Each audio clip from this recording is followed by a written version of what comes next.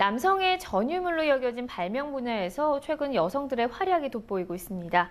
여성 특유의 섬세함과 관찰력으로 실생활에서 유용한 발명품을 만들고 있는 건데요. 이 같은 여성 발명가의 증가는 경제 성장에도 크게 기여하고 있습니다. 이번 시간에는 창조경제 시대의 선두주자라 불리는 여성 발명가들의 활약과 이들의 지식을 개발도상국에 전수하는 시드 프로젝트에 대해 알아보도록 하겠습니다. 설달 기자 나와 있습니다. 안녕하세요. 안녕하세요. 네, 이 역사적으로 위대한 발명가 중에 여성 발명가를 찾기는 참 어려운데요. 이 레오나르도 다빈치나 토머스 에디슨 그리고 스티브 잡스에 이르기까지 이 당대의 혁신을 주도했던 발명가들은 남성이었어요. 그런데 최근 여성이 이 분야에서 서서히 주목을 받고 있다고요? 네, 맞습니다. 여성들이 발명과 특허 분야에서 큰 두각을 나타내고 있는 건데요. 네. 특허청 조사 결과 지난 10년간 무려 100%가 넘는 증가율을 보였습니다. 먼저 국내 여성 발명가들이 얼마나 늘었는지 한미영 세계여성발명협회장의 인터뷰 들어보시겠습니다. 제가 그 한국여성발명협회를 처음 맡았을 때 회원 수가 한 100여 명 정도였고요.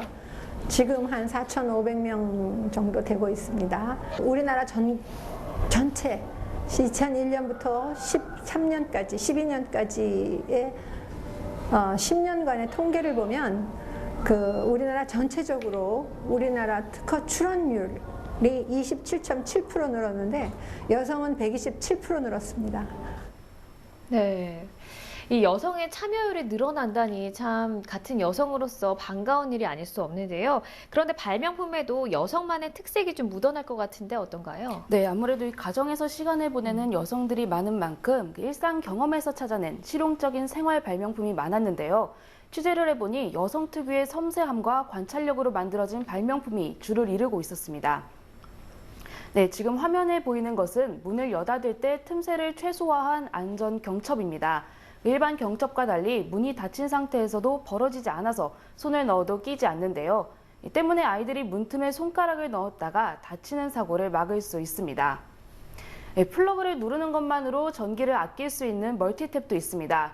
스위치 방식보다 더 완벽하게 차단할 수 있고 플러그를 꽂고 빼는 번거로움도 줄일 수 있습니다. 전문가들은 여성의 발명품이 실생활에서 활용도가 높아서 시장성과 대중성에 높은 점수를 줄 수 있다고 말합니다.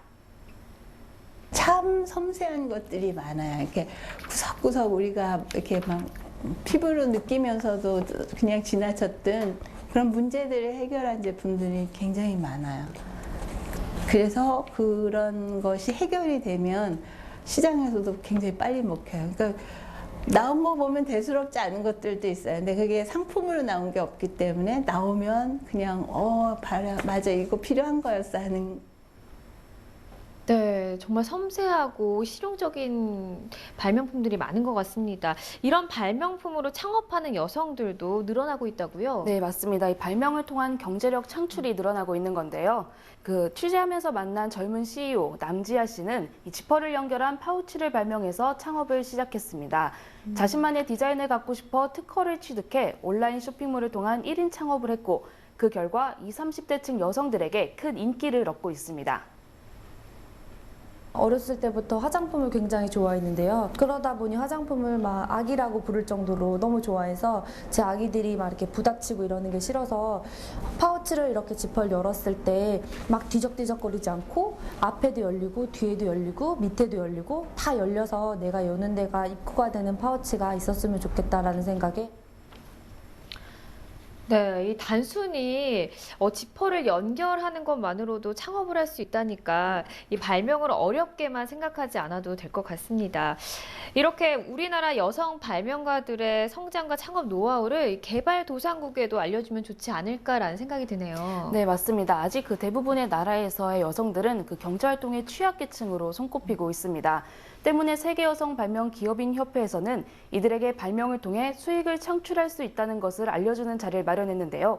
바로 씨앗을 심어준다는 뜻의 시드 프로젝트를 준비한 겁니다. 첫 번째인 올해는 카자흐스탄과 우즈베키스탄 등 중앙아시아 5개국의 주요 여성 인사를 초청해 우리나라의 지식재산을 통한 국가발전 노하우를 전수하는 시간을 가졌습니다. 쉽게 설명하면 물질적 지원이 아닌 노하우를 전수해주는 겁니다. 네, 정말 뜻깊은 행사인 것 같습니다. 마치 어미새가 새끼에게 먹이를 이렇게 물어다 주는 것이 아니라 먹이를 잡는 방법을 알려주는 것 같네요. 네, 맞습니다. 뿐만 아니라 이번 프로젝트에서는 우리나라의 산업기술을 알리는 시간도 마련했는데요. 이 프로젝트의 참가자들은 그 서울 서초구에 위치한 삼성 딜라이트몰을 방문했습니다. 이 최신 스마트폰과 노트북, 카메라 등 모든 참가자들의 시선을 사로잡았는데요. 카자흐스탄 여성기업협회의 사무총장을 맡고 있는 알만 샴바에바 씨는 한국의 IT 기술에 놀라면서도 양국의 잦은 교류를 통해 카자흐스탄의 산업 발전을 기대한다고 말했습니다. 관련 인터뷰 들어보시죠. Сравнить сейчас буквально в процентном соотношении очень тяжеловато, но насколько на сегодня развита технология в Южной Корее, с Казахстаном она тесно связана.